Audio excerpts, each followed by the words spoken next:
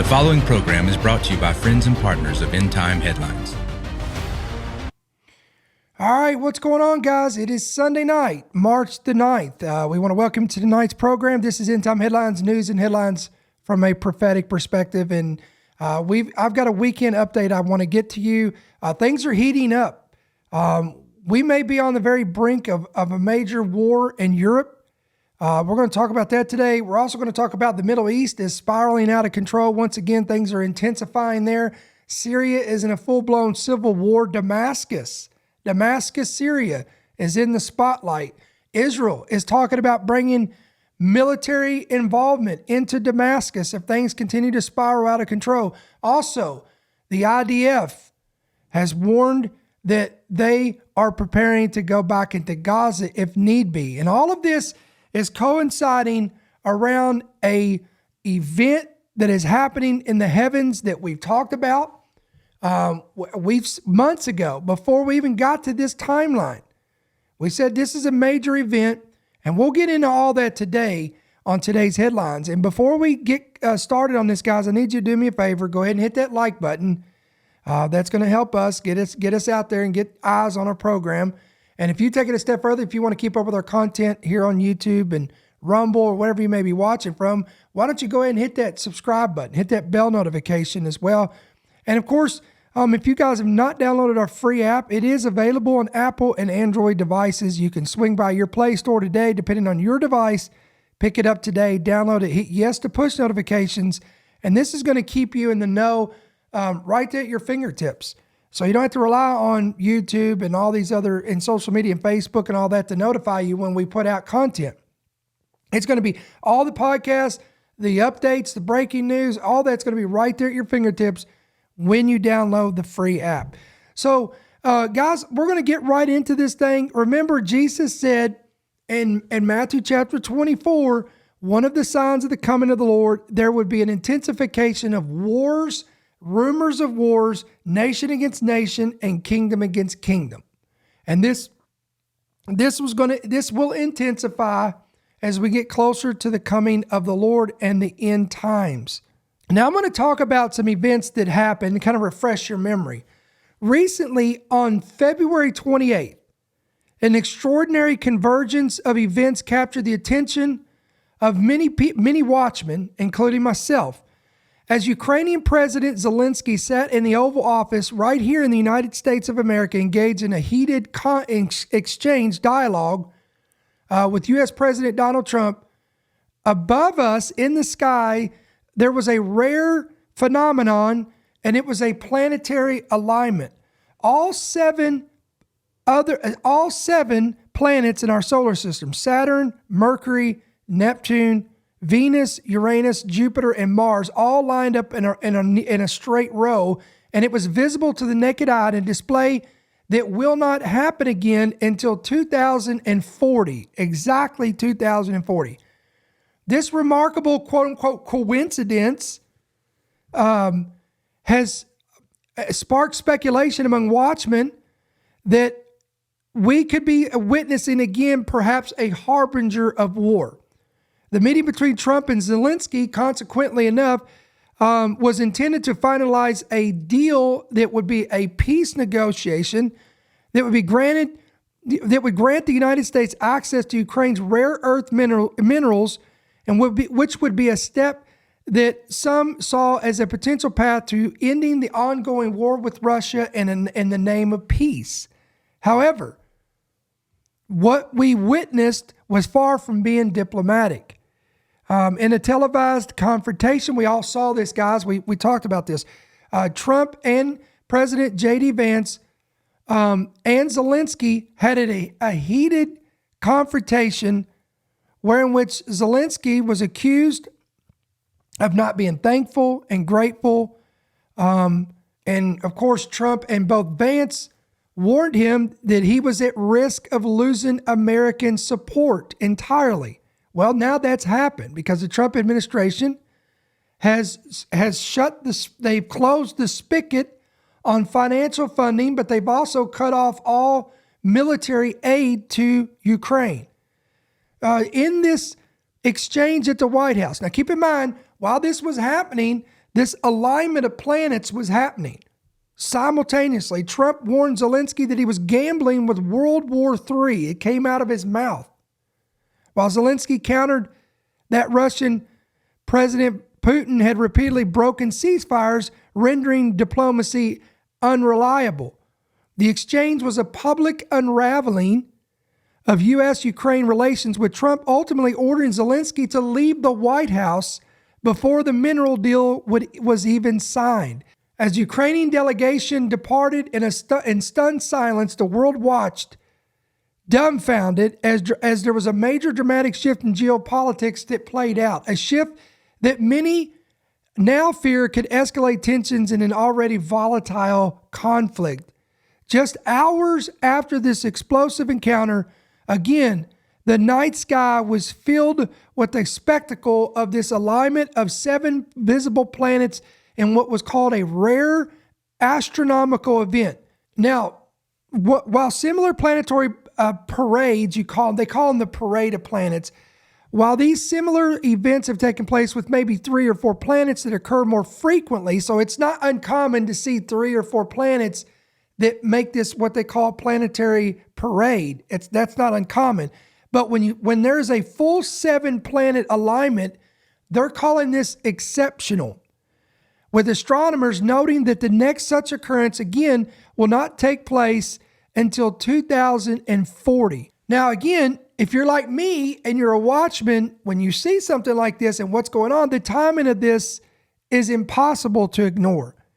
The alignment of this unfolded on the very day that 2 world leaders clashed over a war that had already reshaped Eastern Europe and threatened global stability as we know it. Now, we've pointed this out before, but ancient civilizations have interpreted eclipse, comets, and planetary alignments as harbingers or warnings of disaster, upheaval, or divine judgment. In biblical tradition, in the scriptures, Jesus even states in Luke 21:25, there will be signs in the sun and the moon and the stars.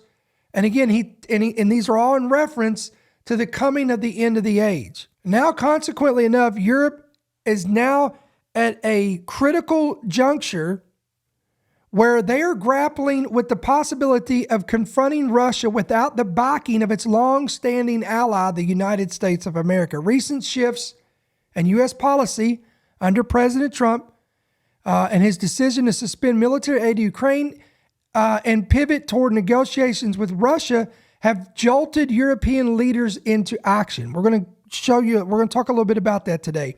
With the specter of a diminished American presence in NATO and a resurgent Russian threat looming, Europe is now taking unprecedented steps to bolster its defenses and prepare for what they would call the quote unthinkable, which is a war with Russia potentially alone. Recently, French President Emmanuel Macron has called Russia an existential threat to Europe, a sentiment echoed by leaders across the continent who see the conflict as a test of the post-Cold War order. Now, as a response to this, Europe is currently mobilizing at a scale not seen since the Cold War. Now, I want to show you some headlines here. This is what's going on now in Europe. Poland's Tusk plans large-scale military training for all adult males to boost reserves. Let's read a little bit of this. Poland's Prime Minister Donald Tusk said Friday that his government is working on a plan to prepare large-scale military training for every adult male in response to the changing security situation in Europe. He went on to tell his country, the lower house of parliament, that the military training would create a reserve force that is adequate to possible threats. The speech was forced on the international security situation. Poland is located along NATO's eastern flank and is deeply concerned by the war in Ukraine. There are fears that if Ukraine is defeated, Russia will turn its imperial ambitions next to countries like Poland, which is controlled during the 19th century and during the Cold War. All right, here's another article. Europe will need thousands more tanks and troops to mount a credible military defense without the United States. All right, following Donald Trump and Zelensky's already infamous row in the Oval Office, transatlantic relations are taking a nosedive. In the days following the meeting, Trump has cut all military aid to Ukraine, leaving Europe to face the prospect of similar treatment in the near future. European nations, including the United Kingdom, have shown unity in the immediate aftermath with the swiftly convened summit in the UK and hefty financial commitments to both defend Ukraine and rearm Europe. Citizens broadly support this shift towards militarization. In a recent Eurobarometer survey, 79% of respondents supported increased EU-level defense cooperation, with 65% agreeing that defense spending should be augmented within the EU. All right, now, meanwhile, look at this. Russia's waiting to fertilize soil with British blood again in chilling World War III warning. Russian officials have spoken out and said they are ready to face any troops sent to Ukraine posed as, quote, peacekeepers, as Moscow opposed the new measures suggested by Keir Starmer. All right, British, French, and German soldiers warned they face an attack from Russia if they send as peacekeepers to end the war in Ukraine. Wow, let me say that again, guys. Russia is warning British, French, and German soldiers that they could face an attack from Russia, from Moscow, if they send as peacekeepers to end the war in Ukraine. A top politician in Putin's circle of friends mocked Starmer for trying to be a, quote, cool British prime minister by sending troops. A senator and former Putin deputy premier and ex-head of the Russian space agency said, quote, "It has been a long time since we fertilized the Crimean vineyards with corpses of British officers. We are waiting. Starmer, the time has come." Wow, guys. So again, this was a direct threat from Russia. So again, we got a lot of stuff going on. So just keep this in mind, that this thing is far from over with Russia and Ukraine and Europe. And this is reaching a boiling point as we're here talking about this today on this program. But it's not just Europe, guys, that's reaching this boiling point. Now things are starting to spiral out of control in the Middle East again. Now, before we go there, again, I want to kind of take you a little bit in the past. I want to take you to last year. In 2024, some of you, now you guys that are regular viewers of our program and listeners, you will remember this because I'm going to recall this, but you guys that are new, we talked about this last year, but we talked about the appearance, again, this wasn't last year, there was an appearance of a comet called 12P Pons-Brooks. They dubbed this thing the, quote, devil comet. Y'all remember this? The horned devil comet. It was a green comet. This syrovolcanic comet that glowed an eerie green as it struck, it streaked across the heavens. It captured the imagination of sky watchers worldwide. It also captured the attention of watchmen as well.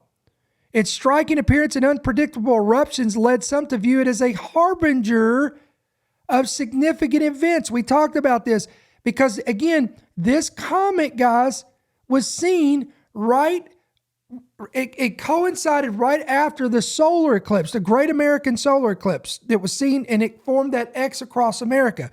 When I saw this comet, I knew, and the fact that it was green, and you can go back, look in the podcast. In fact, I talked about this I did a segment with Larry Ragland from The Big Picture, and he had me come on as a guest, and I brought that out.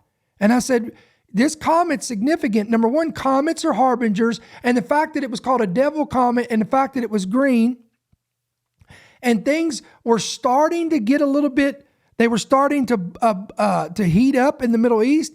I said green was significant, and I'm going to say it again because green was said to be the color of Islam's prophet Muhammad. The mosques are lit up green. Hamas, have you ever looked at their bandanas they have on their head? They're green. And green is one of the major colors flag across the Middle East. And consequently, you have the four horsemen of the apocalypse. You have the black horse, You have the white horse, you have the red horse, and you have another horse. In Greek is chloros, which is green. It's a pale green color.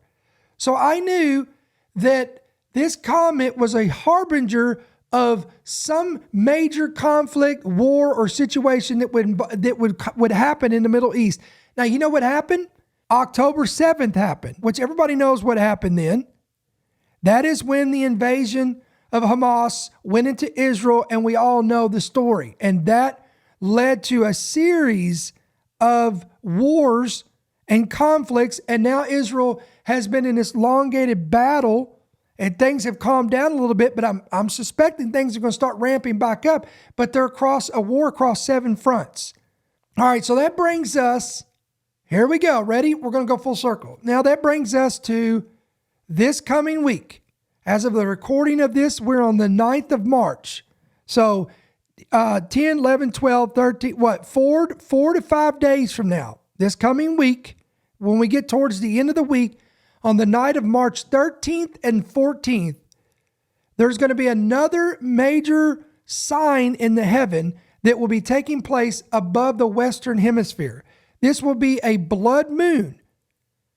Again, this will be visible across North and South America, and it coincides with the Jewish holiday on the Hebrew calendar of Purim, which again is rooted in the biblical story of Esther, citing the deliverance of the Jewish people from the annihilation of ancient Persia or Iran. As this event takes place, many of us watchmen are warning that this could mean a further escalation in conflict between the West and the Middle East. Now, here's what some of y'all may not know this, but this blood moon eclipse is in what we call this a tetrad. There was also a blood moon that took place last year during Purim on the Hebrew calendar, and look what happened. Okay, and then we've got one this year that's going to take place on Purim on the Hebrew calendar. And then it's going to happen again next year on the Hebrew calendar of Purim. Let me say that again. This is not an event that is isolated and happens here and there. This is happening 3 years in a row. Last year, this year, and next year, all 3 years, all 3 on the Hebrew calendar of the Feast of Purim, and all 3 blood moons happening, coinciding on that same date. Guys, this is major sign in the heavens. Again, throughout history, blood moons have been seen as harbingers, or we would call omens.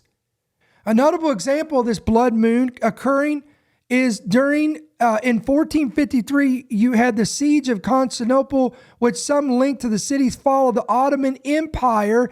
In the Bible, blood moons are mentioned in prophetic context as well. They're mentioned in Joel chapter 2. He said, the sun shall be turned into darkness and the moon to blood before the great and awesome day of the Lord. Then you have it in Acts chapter 2. On the day of Pentecost, this is cited again. You see this event in Revelation chapter 6, verse 12, that will happen during the tribulation. Again, the blood moon's appearance, these appearances like this on Purim, with the ongoing Middle Eastern unrest, prompts these questions that we have to ask. Is this a sign that something major is about to explode? And I believe it is. And I believe it's already started. I believe it's already started as we speak and as we're doing this program. Even since the attack of Hamas on Israel on October 7th, guys, the Middle East has been embroiled in a season of war. Israel's military operations in Gaza, coupled with these skirmishes that involved Hezbollah and Lebanon, and then you have the Iranian-backed forces across the region, have all kept this, and again, this is across 7 fronts. Iran's arsenal of ballistic missiles and proxies, and Hezbollah alone is estimated to possess over 150,000 rockets. All of this poses a challenge to Israel's defenses, including the Iron Dome, and we've seen this play out with 2 attacks from Iran last year, all this could be overwhelmed.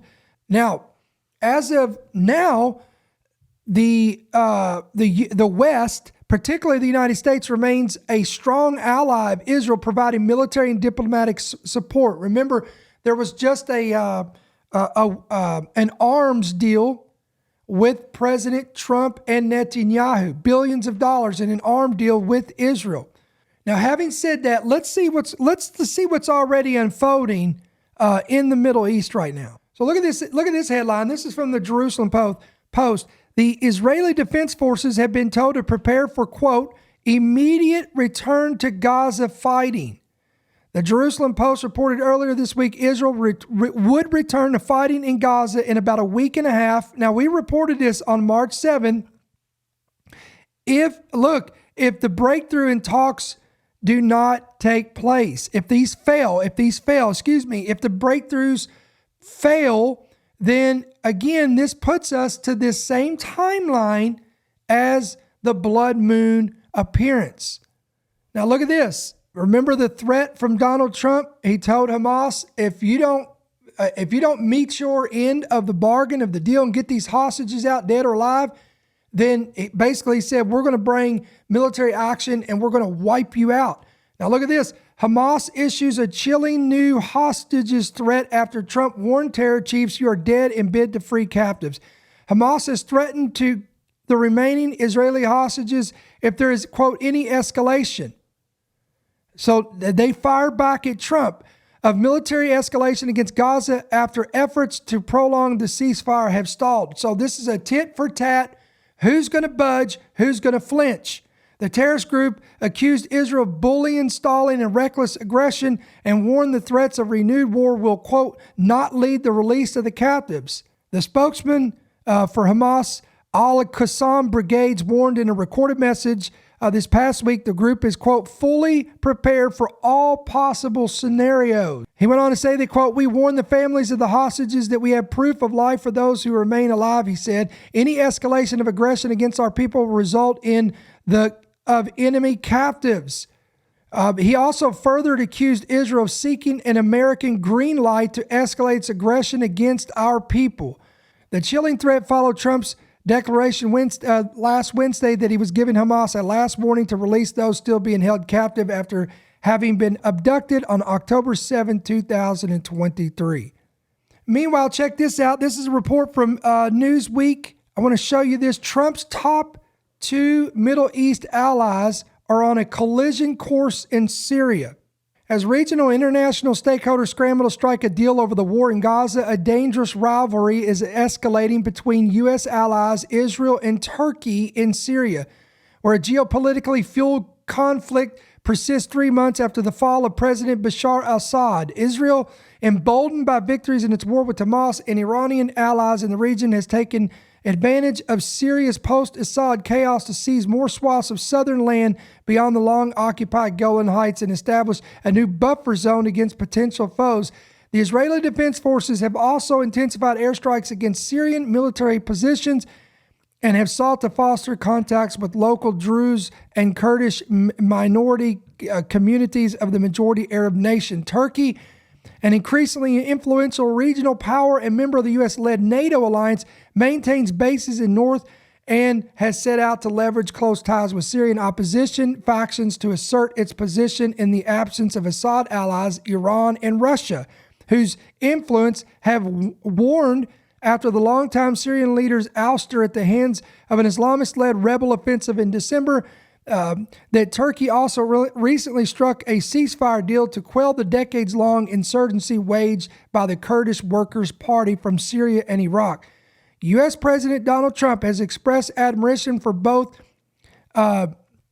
Israel Prime Minister Benjamin Netanyahu and Turkish President Erdogan, viewing them as pivotal players in his emerging vision of the Middle East. But with the two men now locked in an increasingly volatile duel, some observers have warned of a potential clash on the horizon if they could not properly manage their opposing interest in Syria. So let's talk about this.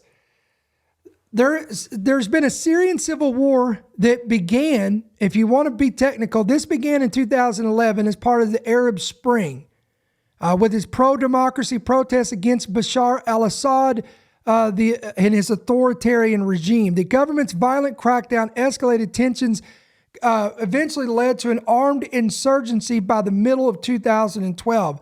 And now, over the years, the conflict has evolved into a complex, multi-sided war involving numerous factions. The Syrian government, which is backed by Russia, Iran, and Hezbollah.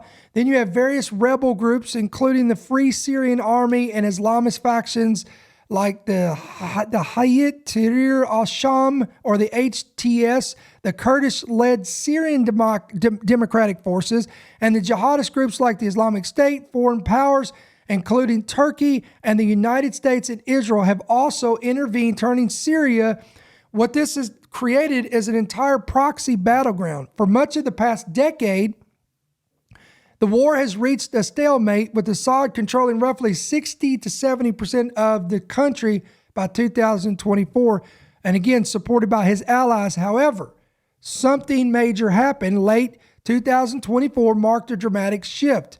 In late 2024 of November, a coalition of rebel forces primarily led by HTS, again, this is a Sunni Islamist group with roots in Al-Qaeda, reportedly moderated in recent years, launched a rapid offensive. This began with the seizure. It began with them seizing Aleppo, which is Syria's largest city, on November 30th, 2024. This offensive gained momentum, and eventually with the capturing of key cities like Hama and Homs, and culminated in the fall of Damascus itself on December 8, 2024. Again, this ended over 50 years of the Assad rule, forcing Assad to flee to Russia. Again, the intensification of this collapse surprised many. Many were stunned, given Assad's longstanding support for Russia, Iran, and Hezbollah. Turkey's membership. So then that's the Assad aspect, or Syria. But then you have Turkey. Turkey's membership in NATO complicates any conflict with Israel, a non-NATO ally, but a cornerstone of U.S. Middle East policy.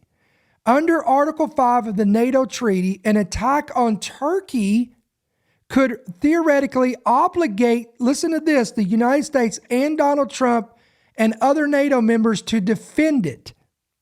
However, then you have Israel's deep connection and support with the United States, bolstered by Trump's first-term policies like moving the U.S. Embassy to Jerusalem, and then, remember, he brokered the Abrahamic Accords. This makes neutrality unlikely. Now, we all know that Trump historically has always expressed a negative light and skepticism towards NATO itself. He even suggested that the U.S. should withdraw from the alliance. A Turkey-Israel war. Now, we're talking about if Turkey and Israel went to war, this could force Trump's administration to choose between honoring NATO commitments and supporting Israel, risking a fracture within the alliance. If Trump sides with Israel, Turkey's president Erdogan might accelerate his pivot toward Russia and Iran, furthering weakening NATO's southern flank.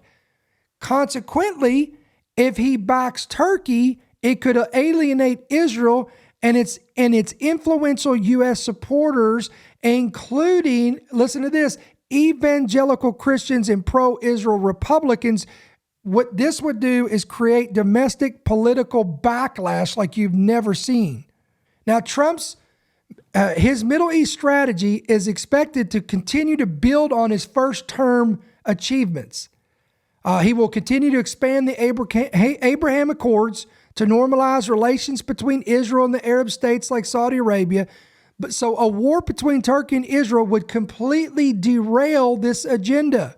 So much for the Middle East Riviera.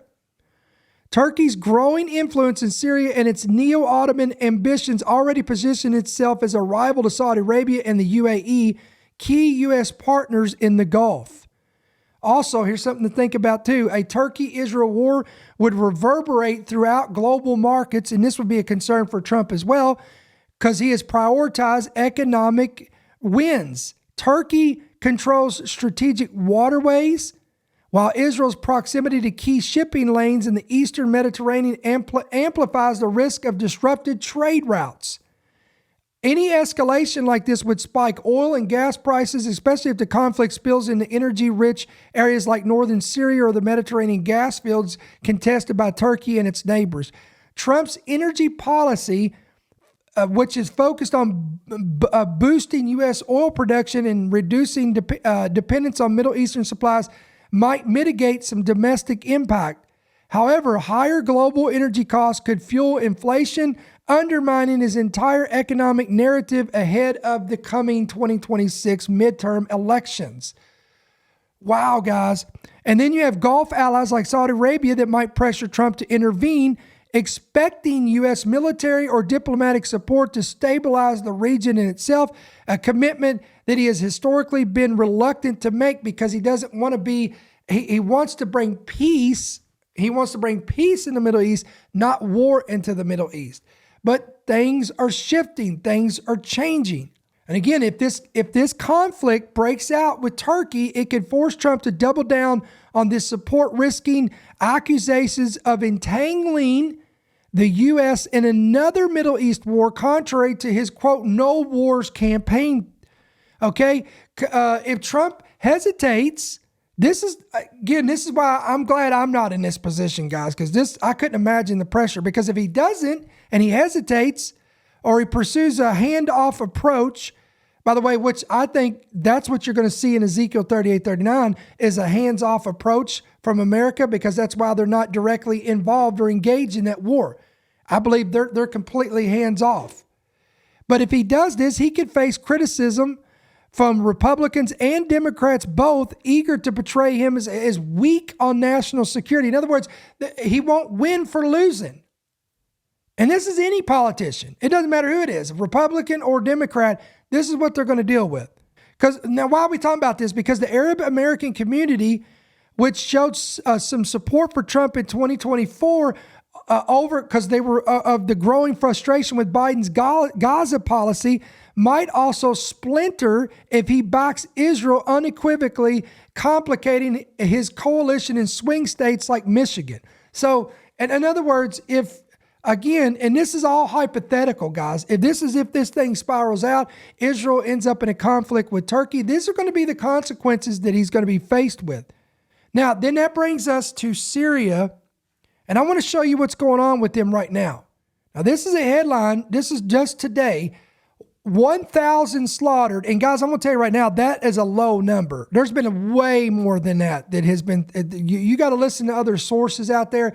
There's been thousands that have been slaughtered, and many of them are Christians, by the way. Women have been paraded and streets executions. 1,000 slaughtered, women paraded, and street executions. Syria descends into 48 hours of, quote, bloody carnage. I want to read a little bit of this. Syria has descended to bloody carnage with 1,000 slaughtered and reports of women paraded before being shot in street executions. Soldiers loyal to the ousted Assad launched a surprise ambush on the army of Syria's new rulers on Thursday, resulting in days-long bloodshed. And I got to be careful with some of these pictures because we'll get flagged on this. Ongoing clashes between the two sides have marked the worst violence since Assad's brutal regime was toppled by the Islamist group in December. The new government said it was responding to attacks from the remnants of Assad's forces and blamed individual actions for the heinous violence. Some 745 civilians have been killed, mostly in massacres, along 125 from the government security forces and 148 Assad loyalists. Again, guys, we're getting reports that the numbers are much larger than this. Electricity and drinking water were also cut off in prominent areas around the city of Latakia as the war-torn country entered in its third day of bloodshed. Again, all of this began to erupt on Thursday when pro-Assad militants launched an ambush on Syrian security forces in that region where many of the minority Alawites who made up Assad's support base live. On Friday, Sunni Muslim gunmen loyal to the government began revenge killing against members of Assad's minority sect, terrified residents say. Witnesses revealed how women were reportedly forced to walk completely bare in the streets before being shot dead. And a teenage boy was also handed a rifle and forced to shoot his own family. Wow, these are just horrific events. Again, this is what's happening right now. It's unfolding in Syria. I want to show you this report. Look at this. Israel threatens intervention in Syrian capital Damascus due to unrest there. Look at this. Here you go, guys. Israel right there is going to be forced in the middle. Guys, can you do me a favor? Hit that like button, hit that share button, get this report out there. A suburb of Damascus. And by the way, Damascus has prophecy hanging over it. Isaiah chapter 17 talks about Damascus will become a ruinous heap. This has not yet happened in our lifetime. A suburb of Damascus is at the center of the new Syrian government's struggle for control. And now Israel is threatening to intervene due to unrest, turning this into a possible international incident. Wow. A suburb of Damascus, again, is at the center of the new Syrian government struggle for control. One of its security officers, again, we don't want to go, we've already went over this. I want to get down to the Israel part. All right. The Israeli government described it as an attack on the Druze and said it would intervene to protect them there and in other places. Quote, why is Israel involved? Well, Israel has its own Druze minority in Israel itself and in Syrian territory it occupies. And some of the Israeli Druze, I hope I'm saying it right, by the way, actually serve in the Israeli military. It could be Druze. I don't know how you pronounce it, but here it's very different. We spoke with an official, and this is what he said. He said, quote, we rejected being protected by anyone. We're protected by our own people and our brothers in the homeland. That's the only protection we want. All right, guys. So again, what am I talking about today? We're talking about things are heating up with wars, rumors of wars, nation against nation, and kingdom against kingdom. I've showed you today past, present, and future, and all of this consequently, is all coinciding with the second of three of a tetrad of blood moons that will occur on the Hebrew calendar on the Feast of Purim, which involved Iran. Now, I want to show you one last headline, and then we're going to close this out. All right, forgive me, guys. I got two articles, okay? So I don't have one. I got two. Look at this. Look at this report. Israeli Defense Force Chief Zamir declares 2025 a year of war on Gaza and Iran. What? Look at this. Incoming IDF chief, the staff lieutenant general, told the high command on Thursday night, this was this past Thursday night, that 2025 will be a year of war focused on Gaza and Iran, Persia. Now, are you paying attention to this? With other fronts also being given attention. He said that he will emphasize the concept of victory as an important value as in recent years, the IDF has been focused on relative victory or deterrence. Additionally, he has decided that all efforts will be made to return hostages from Hamas, though no specific policy changes has been named. Moreover, he has decided that a new IDF budgetary framework will be set in the second half of 2025. Again, I want to emphasize something here so you can see that everything that we talked about and we warned about with what these signs in the heavens is coming to fruition, guys. It's accelerating. We're seeing unprecedented events. Again, this new incoming IDF chief says that this year will be a year of war. Look at this, focused on Gaza and Iran, with other fronts also being given attention. Now, I want to take you to another article. Look at this. Trump warns the U.S. down to the final moments to block Iran going nuclear. Something's going to happen very soon. Come on, guys. You need to grab somebody. You need to grab your husband, your wife, somebody that you're watching this with or listening, and just shake him a little bit and say, are you paying attention to what Brother Ricky is showing you today? Look at this headline. You can't make this stuff up, guys. Here we are on the very brink of having this celestial event, this harbinger that directly connects with the Middle East, Iran, especially Iran and Persia. And look at this headline. I just showed you what the IDF chief is saying. And here we have Trump warning, quote, something's going to happen very soon in relation to Iran. Let's read a little bit of this. President Trump warned Friday, this was literally days ago, we're down to the final moments to prevent Iran from acquiring a nuclear weapon, adding that while he hoped for a negotiated settlement, military action was still possible. Quote, we have a situation with Iran, and something's going to happen very soon. Very, very soon. You'll be talking about that pretty soon. Is that a threat? Did Trump just threaten and give us an indicator that the United States of America, backed with its greatest ally, Israel, is going to carry out this strike against Iran? Is this why the newly elected IDF chief has said that this year will be the year that Iran will be one of the center focal points of war? Let me read that again. We have a situation with Iran, and something's going to happen very soon. Very, very soon. You will be talking about that pretty soon, I guess.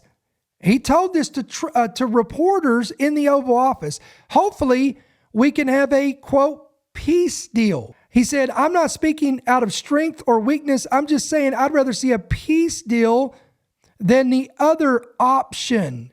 But the other will solve the problem. Wow, guys, this is strong rhetoric right here. There's no way you can skirt around this. We know what this man is talking about. Earlier, Trump had said, we're down to the final moments. We're at the final moments. Can't let them have a nuclear weapon.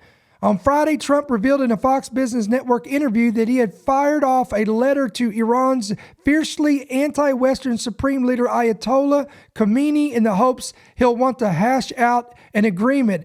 I said, I hope you're going to negotiate because it's going to be a lot better for Iran, Trump told this news anchor. I think they want to get that letter. The other alternative is we have to do something because you cannot have a nuclear weapon.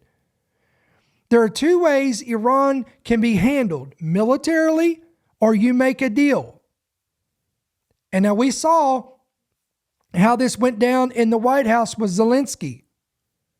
This man, again, Donald Trump is threatening Iran. Either make a deal or we, along with Israel, are going to wipe you out. I would prefer to make a deal because I'm not looking to hurt Iran. They're great people. Iran's mission in the UN claimed Friday that Tehran officials had not received any missive from Trump. Trump has repeatedly said he would like to reach an understanding with Iran that prevents it from developing an atomic weapon. Last month, look at this headline, guys. You can't make this up. Trump denied he was working behind the scenes with Israel to blow Iran into smithereens. But however, there's multiple sources out there that said that Israel and Trump was working together for this goal. And again, if there was no deal made, that because Trump is now in office again, and he's the greatest ally that Israel's ever had, and he supports them, and he's supporting them financially, militarily, that if there was going to be a time to carry out a strike against Iran, it would be under this presidency. All right, folks, I know that's a lot to take in today, but this is a lot to pray about. This is a lot to pray about. And you need to know what's going on. And this is why we bring this to the table. So we've got a lot. Again, we're literally days away. We're 4 to 5 days away from this blood moon occurring. And you see what's going on with Syria. You see what's going on with Iran and the United States and Israel. You see what's going on with Europe. And we see how all this is, it's almost like it's coming to a climax. It's going to be very interesting to see what happens this coming towards the end of the week and coming into the weekend. So listen, again, End Time Headlines endtimeheadlines.com. That's going to be our main website. If you've not bookmarked our main website, we would love for you to do that. And again, if you don't have our free app, we want to encourage you to swing by your Play Store today.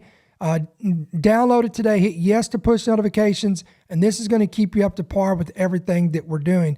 So guys, we're going to be signing off, but remember, don't forget, tomorrow night, Lord willing, we'll be right back here, same time, same place, same channel, 8 p.m. Eastern, right here on YouTube. If you've not subscribed to YouTube, you need to come over here to our YouTube channel and subscribe, because we have our 8 p.m. prayer and devotional time. Many of you have expressed how you love this time together, and this is all live. We do this on every Monday night. Again, Lord willing, we come together with many of you, and we come for a time of prayer and devotion. We do a devotional word, we get it, and we dig into the word, and then we pray according to that devotional word, and then we start praying for one another. We pray for many of our partners and supporters of our ministry. Many of you guys has needs, again, that are physical, emotional, mental, spiritual, whatever, all these needs, and we pray over them. So we are looking forward to being with you guys this coming Monday night. So listen, we love you guys. We appreciate you. Have a great rest of the weekend, and we'll see you guys right back here on Monday night. We'll see you then. Thank you for listening to the End Time Headlines podcast. We pray that you've been blessed and equipped by today's message. For more information about how you can help partner with our ministry, please visit endtimeheadlines.org.